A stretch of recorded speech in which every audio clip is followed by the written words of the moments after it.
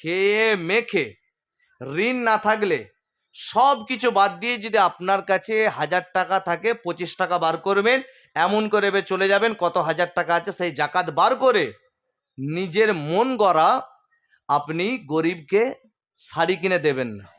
অনেকে আছে 10,000 টাকা শাড়ি কিনে নিয়ে চলে এলো, এবার রোজার মাসে গরিব আসছে, কেউ নাম লিখে বা কেউ বেনামি দিয়ে যাচ্ছে শাড়ি।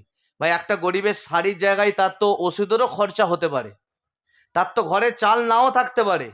তা আপনি কোথা থেকে দেখলেন, কোন হাদিসে আছে, কোন কিতাবে আছে? আবার দিচ্ছে জাকাতের শাড়ি আলাদা 200 টাকা 150 টাকা 250 টাকা দামে শাড়ি কিনে দিয়ে দিচ্ছে না।